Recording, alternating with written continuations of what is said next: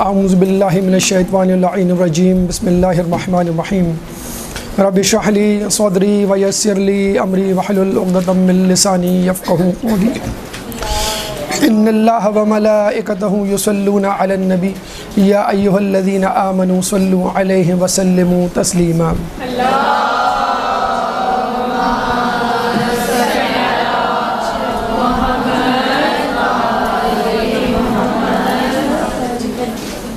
مقام سیدہ بروز محشر، یہ ہمارا آج کا عنوان۔ چھٹے امام امام جعفر صادق علیہ السلام اللہم صلی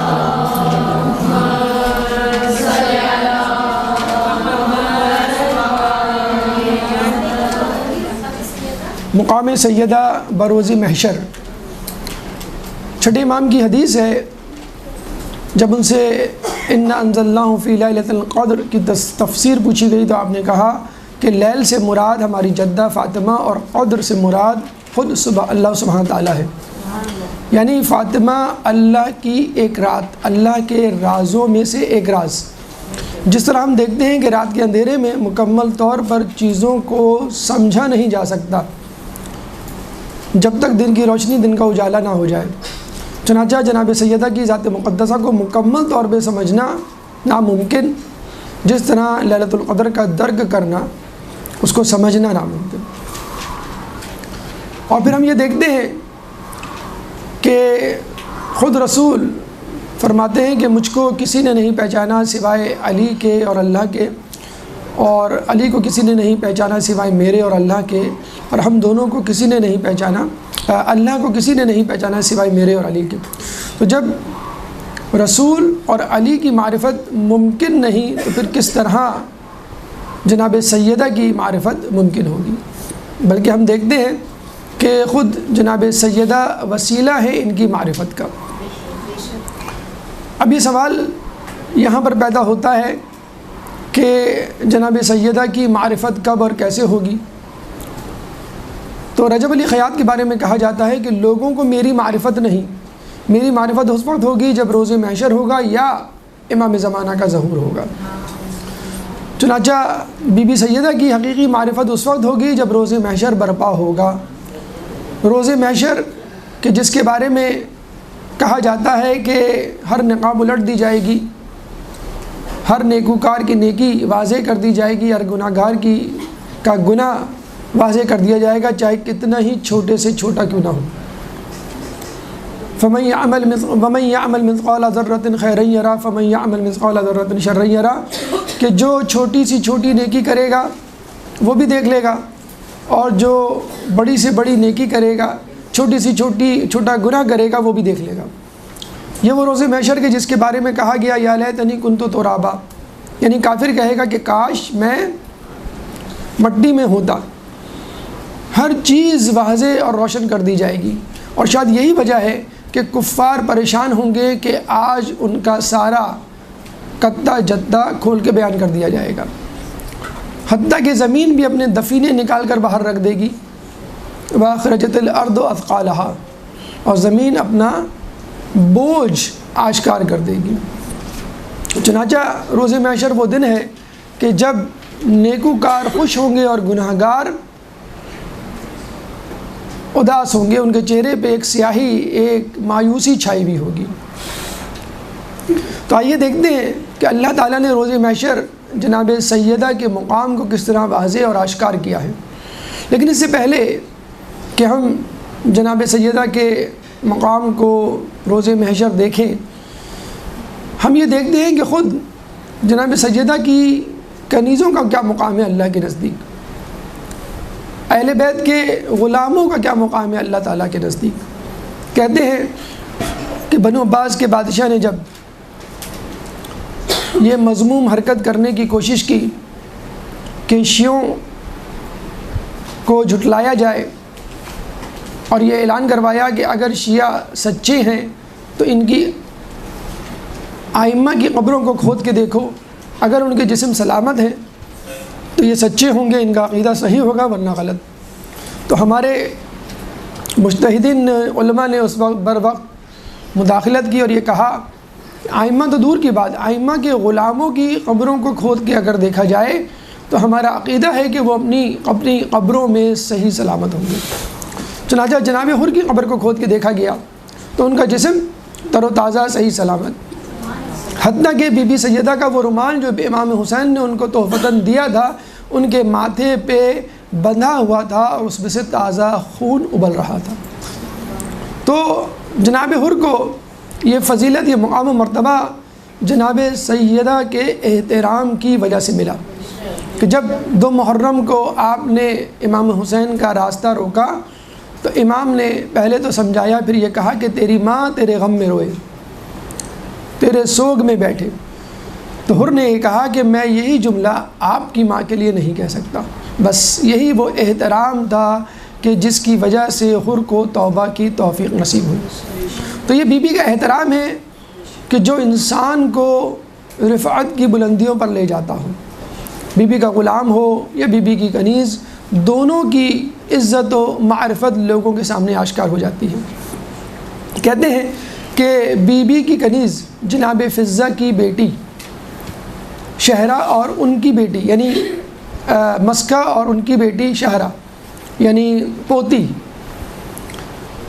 شہرہ بن مسکہ بن فضہ ضعیفی کے عالم میں مکہ مکرمہ کی طرف حج کی غرض سے جانے کا سفر باندھتی ہیں اور ایک لاغر اونٹ حاصل کرتی ہیں، اس پہ بیٹھ کر سفر حج شروع کرتی ہیں، لیکن درمیان میں کسی سبب راستہ کھو بیٹھتی ہیں، وہ لاغر اونٹ جواب دے جاتا ہے۔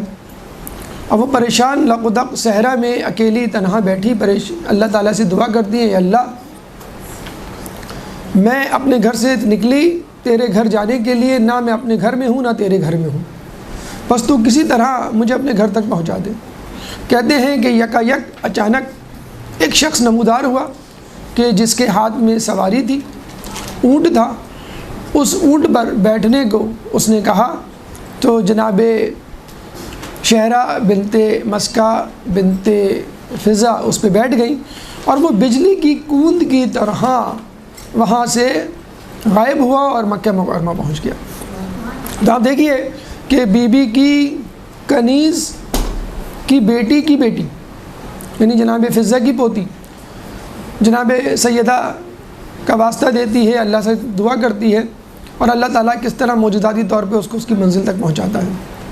تو ہم بھی علماء فاطمہ اور کنیزان سیدہ ہونے کے ناطے کوشش کریں تو اللہ تعالیٰ ہمیں گمراہیوں کے اندھیروں سے، گناہوں کی دلدل سے نکال کر صراط مستقیم اور اپنی منزل تک پہنچا سکتا ہے۔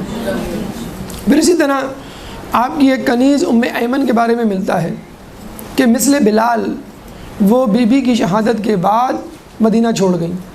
اس طرح حضرت بلال نے مدینہ چھوڑ دیا رسول کی شہادت کے بعد کہ وہ جگہ جہاں پہ رسول بیٹھا کرتے تھے، کھڑے ہوا کرتے تھے، محفلیں جماتے تھے، ان کو دیکھ کر رسول کی یاد آتی تھی، رسول کو نہ پا کے وہ بہت اداس ہوتے تھے، چنانچہ انہوں نے مدینہ کو خیر آباد کہہ دیا۔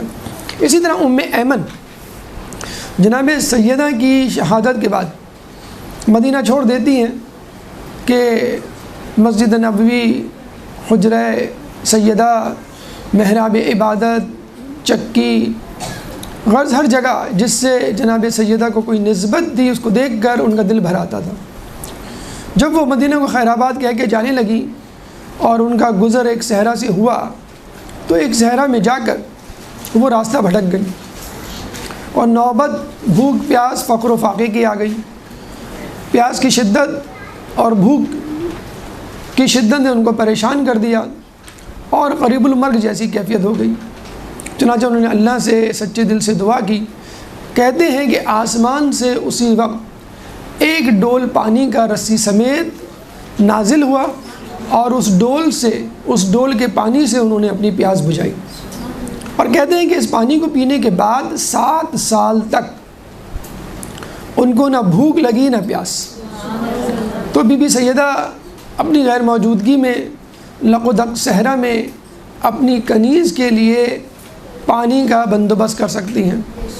تو ہم لوگوں کے لیے کہ جو ایمان کو ترسے ہوئے ہیں، اور جو اسلام کی غذا کے متلاشی ہیں، بی بی سیراب کیوں نہیں کر سکتی؟ تو بی بی کی کنیزوں، بی بی کے غلاموں کا احوال سننے کے بعد ہم یہ سمجھتے ہیں کہ اگر بی بی کی محبت کسی کے دل میں جاگزی ہو جائے تو اللہ تعالیٰ اس کو کامیابی سے، فلاح سے ہمکنار کرتا ہے۔ اب آئیے روز محشر، روز قیامت کی طرف چلتے ہیں اور دیکھتے ہیں کہ اللہ تعالیٰ نے روز محشر بی بی کو کیا مقام عطا فرمایا ہے۔ دیکھیے، روز محشر خود محتاج ہے رسول اللہ کی دعا کا کہ جس دن ایک نفسہ نفسی ہوگی، افراتفری ہوگی اور لوگ پریشان حال ہوں گے، تو رسول اللہ سجدے میں جا کر جہاں امت نفسی نفسی کہہ رہی ہوگی، یعنی میں چھٹ جاؤں، میں عذاب سے نکل جاؤں، میں جنت میں چلا جاؤں، وہاں رسول اللہ امتی امتی کہہ رہے ہوں گے، اور اس کے بعد اللہ تعالیٰ کا غضب آپ کی دعا سے، آپ کے سجدے سے ٹھنڈا ہوگا۔ چنانچہ رحمت للعالمین کی شفاعت کے بغیر کوئی بھی جنت میں نہیں جا سکتا۔ چنانچہ بی بی سیدہ رسول اللہ سے پوچھتی ہیں کہ بابا، میں آپ کو قیامت میں کہاں تلاش کروں؟ رسول اللہ جو امت کی شفاعت کے لیے پریشان اور فکر مند، وہ اپنی بیٹی کی شفاعت کیوں نہ کریں؟ چنانچہ آپ فرماتے ہیں کہ بیٹا، مجھے تم جنت کے دروازے پہ تلاش کرنا کہ میں اپنی امت کی شفاعت کروا رہا ہوں گا۔ بی بی فرماتی ہیں کہ اگر آپ مجھے جنت کے دروازے پہ نہ ملے تو آپ کہتے ہیں کہ مجھے حوض کوثر پہ تلاش کرنا کہ میں وہاں پر اپنی امت کو جنت کی نہر حوض کوثر سے سیراب کر رہا ہوں گا۔ بی بی نے کہا اگر آپ مجھے وہاں بھی نہ ملے تو آپ نے فرمایا تم مجھے پل صراط پر تلاش کرنا کہ وہاں پر میں اپنی امت کی سلامتی کی دعا مانگ رہا ہوں گا۔ بی بی فرماتی ہیں کہ بابا، اگر آپ مجھے پل صراط پہ بھی نہ ملے تو آپ فرماتے ہیں کہ تم مجھے میزان میں تلاش کرنا کہ میں مقام میزان میں اپنی امت کی حفاظت اور سلامتی کی دعا مانگ رہا ہوں گا۔ بی بی فرماتے ہیں بابا، اگر آپ مجھے میزان میں بھی نہ ملے تو رسول فرماتے ہیں تم مجھے جہنم کے کنارے تلاش کرنا کہ میں اپنی امت کو جہنم کے شعلوں سے بچا رہا ہوں گا۔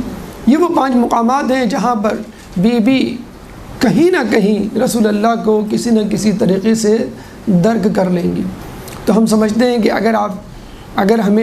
اگر امت کو بی بی کی معرفت ہو جائے تو وہ رسول کی معرفت تک پہنچ جائیں گے، اور جس کو رسول کی معرفت ہو گئی وہ خدا کی رضا کا استحقاق رکھے گا۔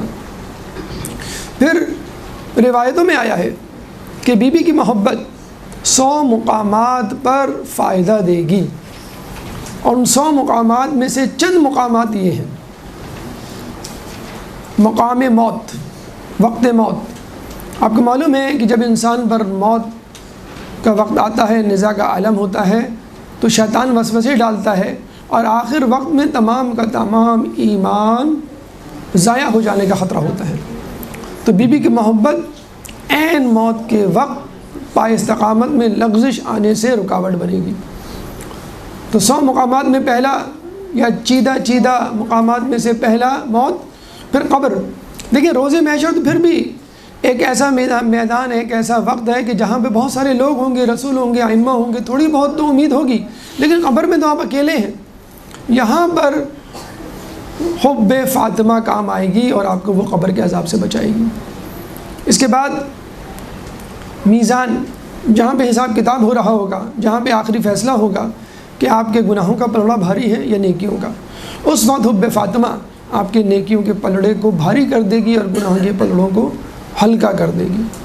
محشر کے دن کہ جہاں ہر شخص پریشان ہوگا، کوئی کسی کو نہیں پہچانے گا، باپ بیٹے کو نہیں پہچانے گا، ماں بیٹی کو نہیں پہچانے گی، وہاں حب فاطمہ کام آئے گی اور جناب سیدہ آپ کو جہنم میں جانے سے رکوا دے گی۔ پھر صراط یعنی پل صراط، جہاں پہ ہلکی سی لغزش اور پھسلن آپ کو پل صراط سے نیچے یعنی دوزخ کے شعلوں میں ڈال دے گی، وہاں پہ حب فاطمہ کام آئے گی اور آپ پل صراط سے بحفاظت گزر جائیں گے۔ اور پھر حساب کتاب کا مقام کہ جہاں پر آپ کو اپنے نیکیوں کا، اپنے گناہوں کا حساب دینا ہوگا۔ روایتوں میں یہ بھی آیا ہے کہ جس سے اللہ نے حساب لے لیا وہ تباہ ہو گیا. یعنی حقیقت میں اگر وہ آپ کے گناہوں کو نیکیوں کو گننے میں آئے گا تو آپ بتلائیں کتنی نیکیاں ہیں جو قابل قبول ہوں گی اور کتنے گناہ ہیں جو اللہ نے بخش دیے ہوں گے. چنانچہ بہتر یہی ہے کہ اللہ تعالیٰ چشم پوشی سے عفو و درگزر سے کام لے، ورنہ حساب لینے پر تو شاید ہی کوئی بچے.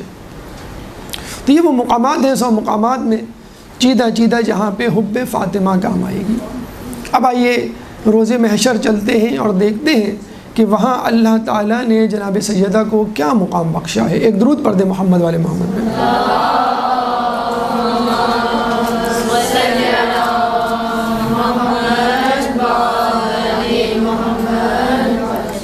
ایک طویل حدیث کہ جس میں رسول اللہ نے قیامت کا منظر پیش کیا ہے اور اس کے ساتھ ساتھ بی بی سیدہ کے مقام کو واضح کیا ہے.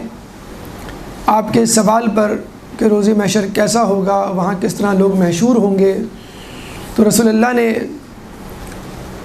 گفتگو کا آغاز کرتے ہوئے اپنی بیٹی کو بتلایا کہ روز محشر جس شخص کے لیے زمین سب سے پہلے شگافتہ ہوگی وہ میں ہوں گا.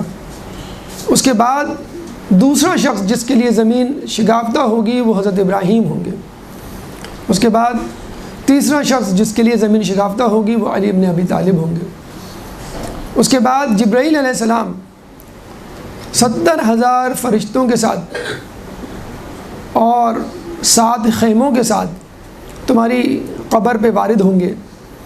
ان 7 خیموں کو تمہاری قبر کے آس پاس لگا دیا جائے گا. پھر اسرافیل علیہ السلام جنت سے 3 نورانی حلے لباس تمہارے لیے لے کر آئیں گے جن کو تم زیب تن کرو گی.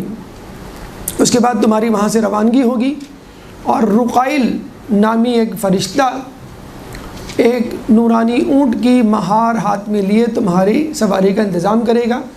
یہ اونٹ کی مہار موتیوں کی بنی ہوئی ہوگی اور اس کے اندر سونے کی ڈوری ہوگی. جب اسرافیل علیہ السلام رقائل علیہ السلام نامی فرشتہ تم کو لینے آئے گا تو اس کے ساتھ 70,000 فرشتے ہوں گے. تم جب کچھ فاصلہ طے کرو گی تو 70,000 حوریں تمہارا استقبال کریں گی. پھر کچھ فاصلے پہ میدان محشر میں مریم بنت عمران تمہاری مادر گرامی خدیجہ بنت خویلد اور آسیہ بنت مزاحم. اور آپ کو معلوم ہے کہ کائنات کی 4 معتبر ترین خاتون، باعظمت خاتون، بہترین زنان یہی 4 ہیں، جناب سیدہ، جناب خدیجہ، مریم بنت عمران، آسیہ بنت مزاحم. اور ان تینوں خاتون آسیہ بنت مزاحم، مریم بنت عمران اور خدیجہ بنت خویلد کا استقبال کرنا بی بی سیدہ کا بتلا رہا ہے کہ بی بی سیدہ ان 4 میں سب سے بہتر ہے، سب سے افضل ہے. اس کے بعد یہ قافلہ چلے گا اور محشر کے مقام پر آئے گا. 70,000 حوریں آپ کے ساتھ ہوں گی اور چشم زدن میں آپ پل صراط کو عبور کریں گی. اس موقع پر ایک منادی ندا دے گا، ایھا الناس غضوا ابصارکم ونکسوا رؤوسکم فإن فاطمہ بنت محمد تجوز علی صراط. اے لوگو، اپنی نگاہوں کو نیچے کر لو اور اپنی گردنوں کو جھکا لو کہ فاطمہ بنت محمد جب تک پل صراط سے نہ گزر جائیں، اور تم کو اس حالت میں کوئی نہیں دیکھے گا سوائے علی ابن طالب کے اور ابراہیم علیہ السلام کے. اس کے بعد نورانی ممبر لگایا جائے گا 7 زینوں والا جس کے ارد گرد فرشتے ہوں گے اور یہی 3 عورتیں بمائے حوا علیہ السلام کے. اور پھر جبرائیل علیہ السلام کہیں گے، اے فاطمہ تمہاری کوئی خواہش ہو تو بیان کرو. جناب سیدہ کہیں گی کہ میں چاہتی ہوں اپنے بیٹوں یعنی حسن و حسین کا دیدار کروں. چنانچہ حسن و حسین کو بلایا جائے گا اس حالت میں کہ امام حسن علیہ السلام سامنے کھڑے ہوں گے اور امام حسین کا سر بریدہ لاشا زمین پر پڑا ہوگا اور اس سے خون ابل رہا ہوگا، جس کو دیکھ کر جناب سیدہ غضب میں آ جائیں گی اور کہیں گی یا الہی میں انتقام چاہتی ہوں۔ پھر جناب فاطمہ کے غضب میں آنے سے اللہ غضب میں آئے گا، اللہ کے غضب میں آنے سے جہنم کے فرشتے غضب میں آئیں گے، اور پھر کہتے ہیں کہ جہنم کی ایک آگ ہب ہب جس کو اللہ تعالیٰ نے اپنے غضب سے 1000 سال تک جلایا ہوگا، بھڑکایا ہوگا، وہ جہنم سے نکلے گی اور امام حسین کے قاتلوں کو چن چن کر اٹھا کر جہنم میں داخل کرے گی۔ اور جب یہ قاتلان حسین جہنم میں جائیں گے تو کہیں گے اے اللہ ہم تو سب سے پہلے وہ لوگ ہیں جو جہنم میں داخل ہوئے، حالانکہ ہم سے پہلے مشرکوں کو داخل ہونا چاہیے۔ تو اللہ تعالیٰ ان سے کہے گا کہ علم آنے کے بعد گناہ کرنا بدتر ہے علم نہ ہونے پر گناہ کرنے کے۔ تم لوگوں نے علم ہونے کے باوجود کہ ہم کس کو قتل کر رہے ہیں، ہم کس کو تکلیف دے رہے ہیں، ہم کس کو ایذا پہنچا رہے ہیں، تم نے اپنے امام کو قتل کیا۔ ایک روایت میں یہ بھی ملتا ہے کہ ایک شخص مثل انسان تلوار ہاتھ میں لے کر آئے گا اور امام حسین کے قاتلوں کو چن چن کر قتل کرے گا۔ پھر دوبارہ مرنے کے بعد ان قاتلان حسین کو زندہ کر دیا جائے گا۔ اس دفعہ علی مرتضیٰ ہاتھ میں تلوار لیں گے اور حسین کے قاتلوں کو چن چن کے قتل کریں گے۔ پھر دوبارہ ان کو زندہ کر دیا جائے گا۔ اس دفعہ امام حسن علیہ السلام تلوار لیں گے ہاتھ میں اور قاتلان حسین کو چن چن کر قتل کریں گے۔ پھر ان کو زندہ کر دیا جائے گا۔ اس دفعہ امام حسین خود تلوار ہاتھ میں لے کر اپنے قاتلوں کو کیفر کردار تک پہنچائیں گے۔ اس کے بعد پھر دوبارہ ان کو زندہ کر دیا جائے گا۔ پھر رسول فرماتے ہیں میری ذریت میں کوئی ایسا شخص نہ ہوگا جو تلوار ہاتھ میں لے کر قاتلان حسین کو قتل نہ کرے۔ اس کے بعد ان کو جہنم میں ڈال دیا جائے گا۔ امام حسین کے قاتلین سے، قاتلان حسین سے بدلہ لینے کے بعد بی بی نور کے ممبر پہ بیٹھیں گی تو اللہ ان سے کہے گا کہ بی بی اب تم کیا چاہتی ہو؟ تو بی بی کہیں گی احببت ان یعرف قدری فی مثل ھذا اليوم، اے اللہ میں چاہتی ہوں کہ اس دن کے مثل میری معرفت لوگوں کو کروائی جائے۔ آپ کو معلوم ہے کہ اہل بیت کی معرفت ان کی زندگی میں نہ ہوئی، اگر ہوئی ہوتی تو ان کو ایذا رسانی نہ دی جاتی، ان کو شہید نہ کیا جاتا اور ان کا بائیکاٹ نہ کیا جاتا۔ چنانچہ جناب فاطمہ کہیں گی کہ میری قدر و منزلت کو لوگوں پہ منکشف کیا جائے کہ میری قدر و منزلت کیا ہے۔ چنانچہ اللہ تعالیٰ ان سے کہے گا اے فاطمہ اپنے چاہنے والوں کو چن چن کر جنت میں لے جاؤ۔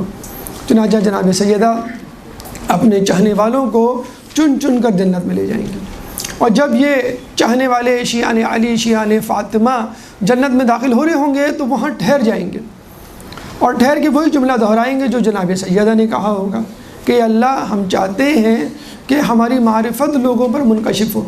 چنانچہ اللہ تعالیٰ ان سے کہے گا کہ تم اب اپنے چاہنے والوں کو، اپنے دوست داروں کو چن چن کر جنت میں لے جاؤ۔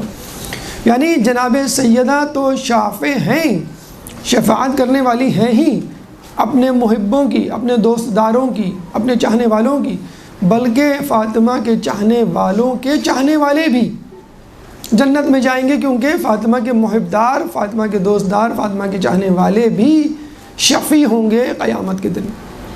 چنانچہ فاطمہ اور ان کے چاہنے والے جنت میں داخل ہو جائیں گے، اور اللہ تعالیٰ اس وقت قسم کھائے گا کہ میں اس وقت تک حساب کتاب نہیں شروع کروں گا جب تک فاطمہ اور اس کے چاہنے والے جنت میں نہ داخل ہو جائیں۔ اور یہ کہا جاتا ہے کہ جب لوگوں کا حساب کتاب ہو رہا ہوگا تو فاطمہ اور اس کے چاہنے والے جنت کے خوان سے لطف اندوز ہو رہے ہوں گے۔ اور قرآن کی آیت سورہ انبیاء آیت نمبر 102 میں اللہ تعالیٰ فرماتا ہے وَهُمْ فِي مَا اشْتَهَتْ أَنفُسُهُمْ خَالِدُونَ، کہ ان لوگوں کو وہاں پر وہ تمام چیزیں دی جائیں گی کہ جو وہ چاہیں گے، اور وہاں پہ وہ ہمیشہ ہمیشہ رہیں گے۔ اور ایک اور چیز کہ لا يحزنهم الفزع الاکبر، سورہ انبیاء کی آیت نمبر 103، کہ اس دن فزع الاکبر یعنی روز قیامت ان کے لیے کوئی خوف، حزن و ملال نہیں ہوگا۔ تو اس طرح اللہ تعالیٰ جناب سیدہ اور ان کے چاہنے والوں کو قیامت میں جزا دے گا اور ان کو اس طرح داخل کرے گا کہ وہ حساب کتاب سے پہلے ہی جنت میں چلے جائیں گے۔ اور قرآن کی ایک اور آیت سورہ طور آیت نمبر 21 میں اللہ تعالیٰ فرماتا ہے کہ والذین آمنوا واتبعتہم ذریتہم بإیمان الحقنا بہم ذریتہم، کہ والذین آمنوا کہ اے وہ لوگ جو ایمان لائے، واتبعتہم ذریتہم اور ان کی ذریتوں میں جن لوگوں نے ان کی اتباع کی، الحقنا بہم اللہ تعالیٰ ان سے ملحق کر دے گا ان کی ذریتوں کو۔ تو کہنے کا مقصد یہ ہے کہ قیامت کے دن بہت سے لوگ ایسے ہوں گے کہ جو اللہ کے عذاب کا، اللہ کے عتاب کا شکار بنیں گے، تو وہ اللہ سے فرمائیں گے اے اللہ ہم تو قیامت کے دن ہم تو کربلا کے دن کربلا میں موجود نہیں تھے اور ہم قاتلان حسین میں سے نہیں ہیں۔ تو اللہ تعالیٰ کہے گا کہ تم کربلا میں قاتلان حسین کے ساتھ تو نہ تھے، لیکن کربلا کے بعد تم قاتلان حسین سے خوش تھے، ان کے عمل سے خوش تھے، ان کے فعل سے خوش تھے۔ جیسے حجاج بن یوسف کے بارے میں کہا جاتا ہے کہ وہ کہا کرتا تھا کہ اگر میں کربلا میں ہوتا تو میں یزید کی فوج میں ہوتا اور حسین اور اس کے حواریوں کو چن چن کے قتل کرتا۔ تو کربلا کے میدان میں جو لوگ موجود تھے وہ تو اپنی سزا پائیں گے جو امام حسین کے دشمن تھے، لیکن جو بعد میں ان سے خوش ہوئے وہ بھی وہی سزا پائیں گے۔ اسی طرح جو ہم کہتے ہیں یا لیتنی کنت معهم فوزا عظیما، کہ اگر ہم ہوتے تو ہم آپ کے ساتھ فوز عظیم کامیابی پر ہوتے۔ تو وہ لوگ جو حسین کے ساتھ نہیں تھے کربلا میں اور ان کو چاہنے والوں میں شامل ہیں، ان کے چاہنے والوں میں، تو ان کا بھی شمار انہی لوگوں میں ہوگا جو حسین کے سپاہی تھے۔ تو یہ وہ مقام سیدہ، مقام فاطمہ جو کہ قیامت کے دن اللہ تعالیٰ منکشف کرے گا لوگوں پر، اور جس کی وجہ سے وہ ایک وسیع عریض امت کی شفاعت کا سبب بنیں گی ان تمام لوگوں کا کہ جو جناب سیدہ کو چاہنے والے ہیں۔ اللہ تعالیٰ سے دعا ہے کہ ہمیں بی بی سیدہ کے نقش قدم پر چلنے کی توفیق عطا فرما۔ اللہ تعالیٰ سے دعا ہے کہ ہمیں قیامت کے دن ان کی شفاعت سے بہرہ مند فرما۔ اللہ تعالیٰ سے دعا ہے کہ سیرت یوسف زہرا امام زمانہ کے ظہور میں تعجیل فرما، ہمیں ان کے انصار و اعوان میں شامل فرما۔ ربنا تقبل منا انك انت السميع العليم وتب علينا انك انت التواب الرحيم برحمتك يا ارحم الراحمين۔ اللجن اللجن يا مولا اللجن اللجن اللجن اللجن اللجن اللجن يا صاحب السماء